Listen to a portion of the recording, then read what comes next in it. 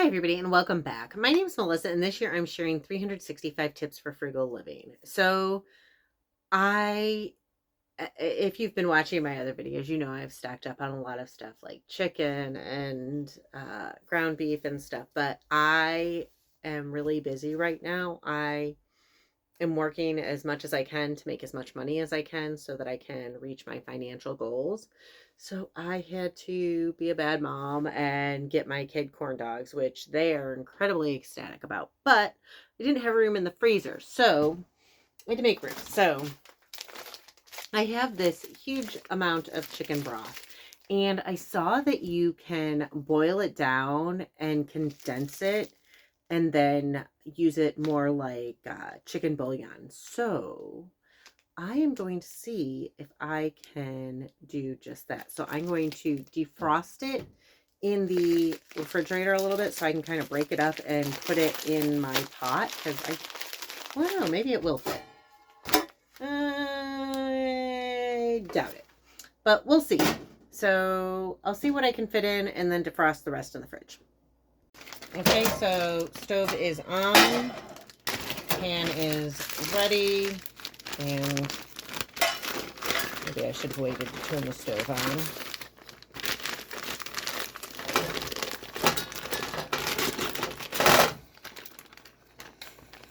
But I'm going to see if I can defrost this and make it smaller. It was like 37 ounces to start.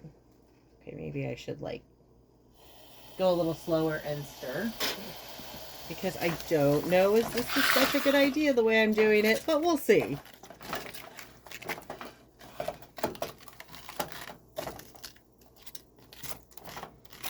But the goal is to get all of the excess water gone. So am I burning the bottom of my pan? Let's see. No, I'm not. So it's okay. Okay, so I'm going to let this defrost in the pan, and I will be back in a little bit to see what happens. I don't have enough room to film, so I'm not even going to speed it up. I'll just come back when I have more. Okay, so now it's all melted, and it seems to be, I'm just, in theory, what we're supposed to do is let the steam go down. So you can see, like, it's, I don't know if you can see, but it's right around like this level on the inside. You can see like right there's the rim. And on the video I saw, he had it at like a sixth of the level.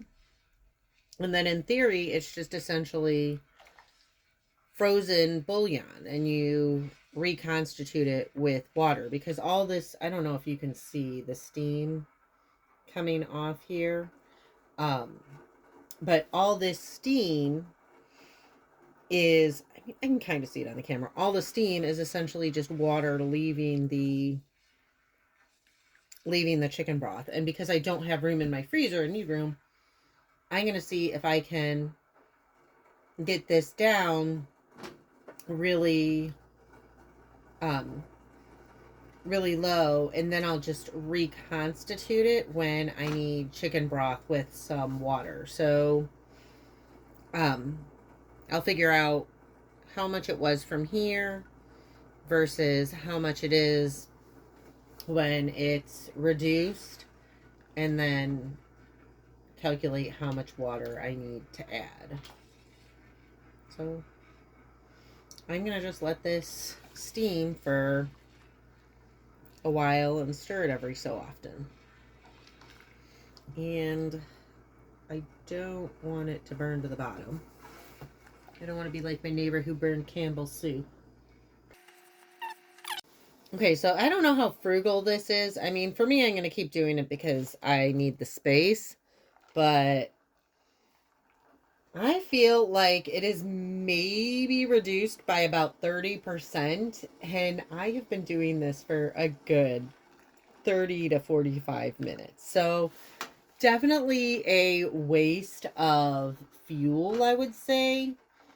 Unless you really need to do it for the purpose of space, or if you cook over like an open fire kind of a thing and you're going to be having the fire for something anyways. I don't know. But for me, I definitely feel like it's a lot of excess fuel I'm using, so I don't know how frugal it is. But the kitchen does smell like chicken, so I suppose there's that. But not overpoweringly. So I think a lot of the steam coming up is just simply water. I haven't had any like burn or stick to the bottom.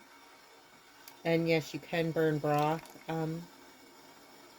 So yeah, I mean you can like see that it's still steaming. So we'll see if we can get it down even further, because I really feel like this is just like taking a really long time to.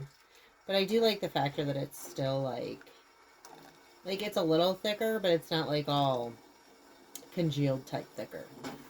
Okay, so it's been boiling for maybe an hour to an hour and 15 minutes. You can see it's significantly lower. We are going to see how much lower it is, or how much I have managed to get it down to, and then I'll decide if I'm going to cook it or boil it some more. So I'm going to put that there for now. Let's see if I can do this all nice for the camera so you can see it actually pour. Or if I just spill all over.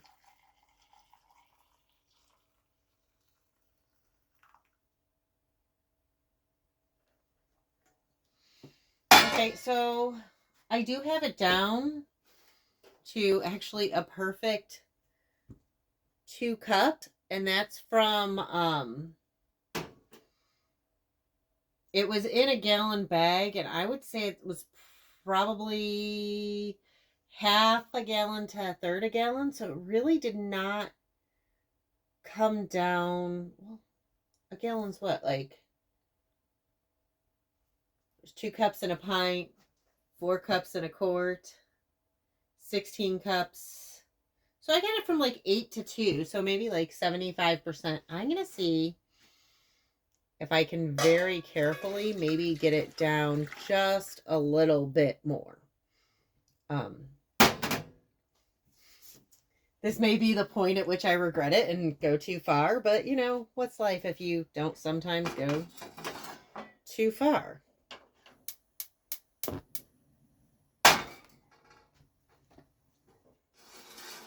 I want it really low, and then I'm going to stir it a lot more and pay a lot closer attention to it, because I do recognize it's getting really low.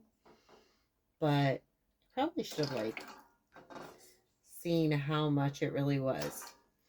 I guess what I can do is once it's all said and done, I will put water in here to this line and tell you how much that is at the end, because probably would have been the responsible thing. I was really hoping to get it down to about a cup of fluid, because I think I could find room for a cup of fluid. So we'll see how much further down I can get the broth. It is a lot thicker and darker though. Like, look at how deep and rich that color is. And I think it was, let's see if I wrote down, or if I didn't even write down what it was. But you can see like the difference in color. Like, look at how light it is in the bag versus how deep and it is in the pot. So I will keep on reducing this, and we will see how much further down we can get it. Okay, I don't think I am going to get it much lower than this, at least not safely. So I'm going to see. I've now been cooking it for an extra, only like 10 minutes or so. Last, like once you get it low enough, it starts to really go. So let's see if I really got much of a difference in the past 10 minutes. Oh, I did. So I don't know if you can see, but I didn't take it down to 1 cup, but I did take it down to 1 1/4 cups. Okay, so the theory is that it is supposed to reduce how much space you take up in the freezer. So I definitely reduced it. I mean, I'm down to approximately a cup, and I had anywhere between a third and a half of a gallon of soup to begin with. I mean, it was decently full. Um, it was 36 ounces. You know what I could do? I could weigh it.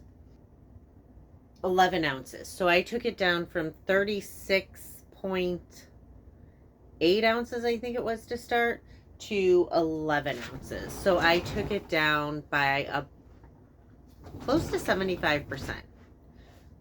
No, 11 times 11 times 3 is 33. So 2/3. I took it down by 66%, which will save me an immense amount of room in the freezer.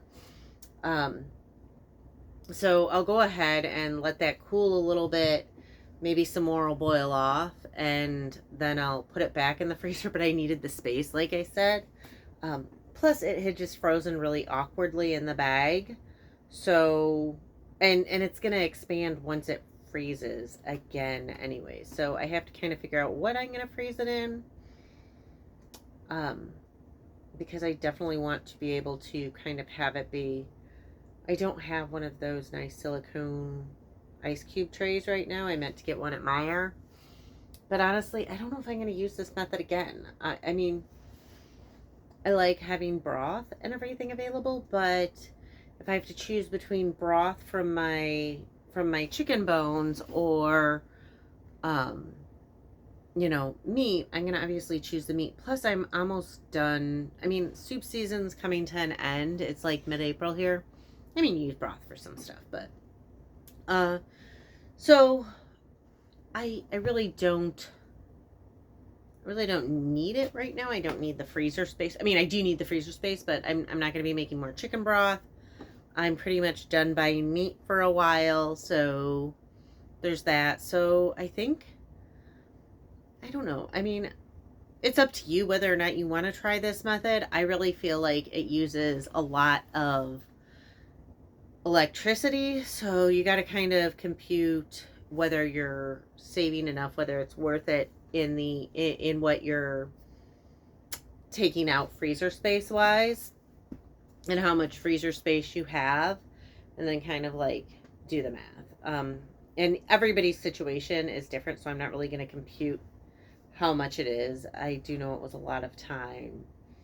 Now I have another pan to wash. I mean, I suppose if I'd done it when I initially done it in the pan, it would have been fine. But it's up to you whether or not you want to do it, obviously.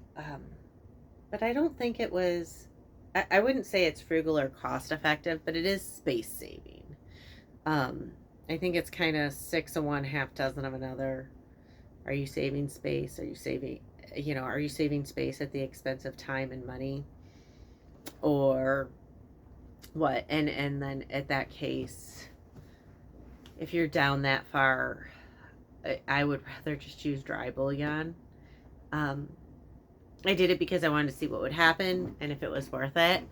But I normally buy my chicken boneless, skinless, so I don't have a ton of waste. I only get rotisserie chickens once in a blue moon, so don't have a ton of that. I only cook turkey a couple times a year, chicken a couple times a year. So I don't know if I would necessarily do it. Definitely wouldn't do it in the summer where it's going to heat up the kitchen. But I just thought I would share sorry, the heat is blowing my hair. I just thought I would share my honest opinion of it because I'm more about frugality. But I mean, I'm a minimalist and I live in a tiny space, so I kind of have to take everything into consideration. But I really think that by the time you figure in the amount of time it takes and the cost of fuel, unless you are cooking chicken broth every single week, and then why are you cooking chicken broth every single week? I mean, I'm not saying don't do it. I'm not saying, waste, but I'm saying, are you using it? So I know I'll use it. I mean, at some point this summer, I will want to cook something that requires broth. So I have it, but I don't know. I don't know if it was worth the time and effort. Anyways, again, my name's Melissa, and this year I'm sharing 365 tips for frugal living. Along the way, I will show you some of the frugal recipes that I cook, some of my grocery hauls. I don't think I really had anything in March. Oh, I had the burger. I that was like a whole video thing, but I didn't do any major like grocery shopping in March except for the burger and the tons of rain checks because everything was out. Um, but along the way, I will share tips and tricks and recipes that I use as well to kind of help you incorporate different frugal methods that I use. I'd seen this on a YouTube Shorts and I was curious and I kind of wanted to review how I felt about it from a standpoint of frugality. Space wise, I think it's a great thing. I don't think it really is going to save you any money. It does take extra time. So I mean, if you have the time, it's not a lot of active time. You have to stir it every so often, but I've been like watching videos because I always watch them before I post them just in case, like to make sure that, there's not a huge glitch in it. But not a lot of active time, but definitely fuel. So I think it's like like I said, 6 of one, half dozen of another. Anyways, again, my name's Melissa. This year I'm sharing 365 tips for frugal living. If you want to hear more, please hit like and subscribe, and I'll see y'all tomorrow.